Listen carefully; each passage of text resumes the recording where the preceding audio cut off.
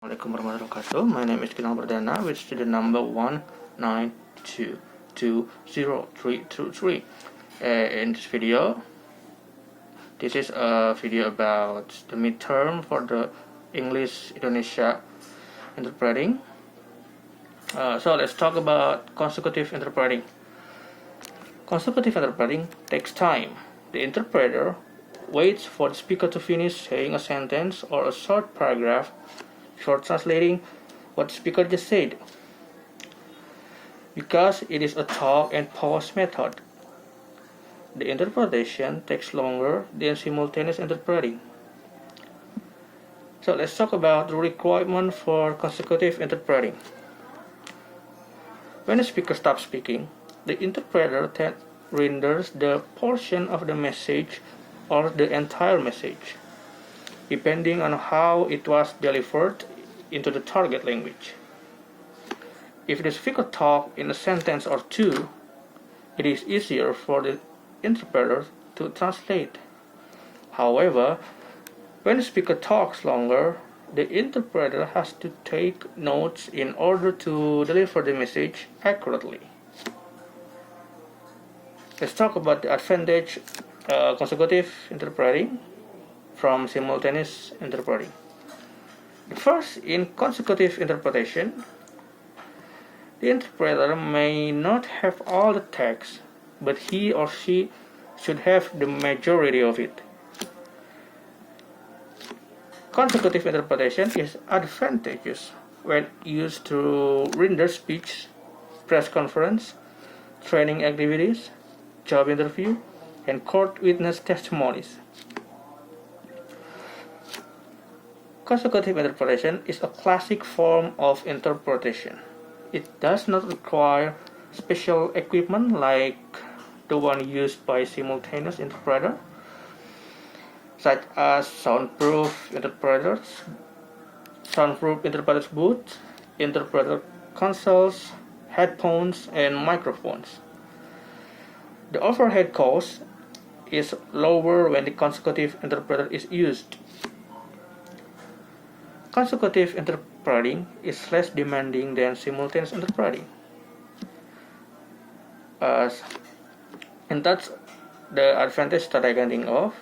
The next is the instance when consecutive interpretation is not suitable. Consecutive interpretation is not suitable for live TV broadcast or for large conference or convention where multilingual participants are invited. Why is this so? When there are multilingual speakers and listeners, everyone has to wait for the speech to be rendered into all the target language before the speaker can continue with the speech. This means an extension of the event, which could be very costly and ineffective.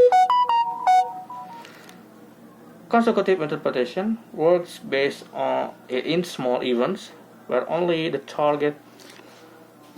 one target language is required. Some issues with consecutive interpreting. When providing language service, it is inevitable that the translator or the interpreter comes across some problems. While consecutive interpretation is less complex than simultaneous interpretation, there are also issues that crop up, such as difficulty in listening and note-taking. Speaker talk very fast and it's difficult to interrupt. Speaker forgets that there is an interpreter and does not pause in his or her speech. Speaker stopping too early or too frequently, making it difficult to understand the idea he wants to get across.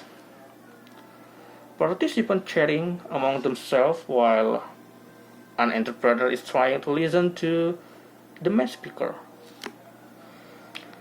Speaker taking the floor again while an interpreter is describing his or her notes. Speaker knowing the target language and interrupts and corrects the interpreter. As mentioned earlier, Consecutive interpreting is a classic form of interpretation that started to be used long before the development of advanced technical tools to facilitate communication. And that's the explanation in English, and the next is explanation in Bahasa Indonesia. Consecutive interpreting membutuhkan waktu.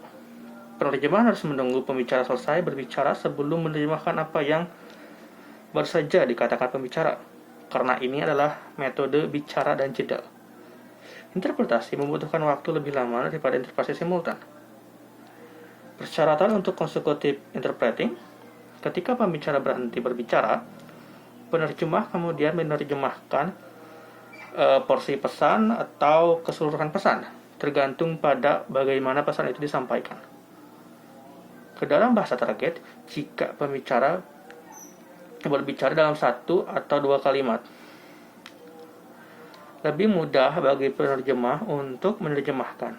Namun, ketika pembicara berbicara lebih lama, penerjemah harus membuat catatan untuk menyampaikan pesan secara akurat. Keuntungan consecutive interpreting: dalam consecutive interpreting, penerjemah mungkin tidak memiliki semua teks, tetapi dia harus memiliki mayoritas teksnya.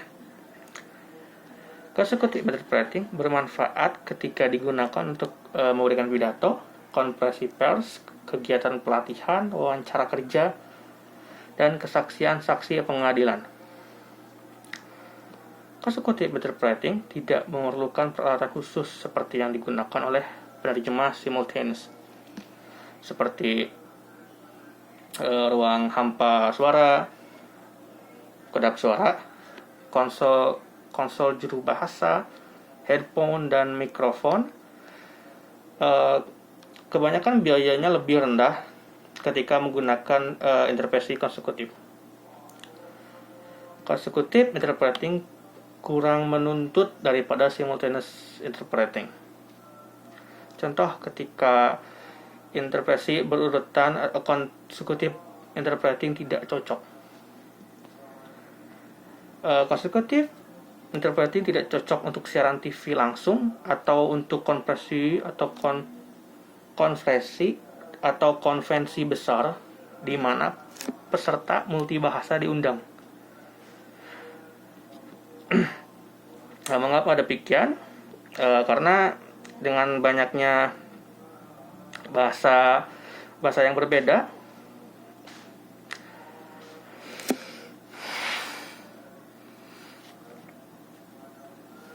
setiap orang harus menunggu pidato diterjemahkan ke semua bahasa target sebelum pembicara dapat melanjutkan pidatonya. Ini berarti perpanjangan acara yang bisa membuat mahal dan tidak efektif. Consecutive interpreting berfungsi paling baik dalam acara kecil yang hanya memerlukan satu bahasa target. Beberapa masalah dengan interpreting konsekutif saat menyediakan layanan bahasa tidak dapat dipungkiri bahwa penerjemah atau juru bahasa mengalami beberapa masalah. Meskipun consecutive interpreting kurang kompleks daripada interpretasi simultaneous, ada juga masalah yang muncul, seperti kesulitan dalam mendengarkan dan mencatat.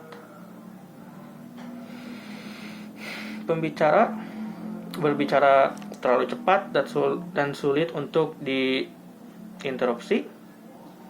Pembicara lupa bahwa ada penerjemah dan tidak berhenti dalam pidatonya. Pembicara berhenti terlalu dini atau terlalu sering, sehingga sulit untuk memahami ide yang ingin disampaikannya. Peserta mengobrol di antara mereka sendiri, sementara penerjemah mencoba mendengarkan pembicara utama. Pembicara mengambil lagi, sementara penerjemah mengartikan atau sedang menafsirkan catatannya. Pembicara mengetahui bahasa target dan sering menyela serta mengoreksi penerjemah.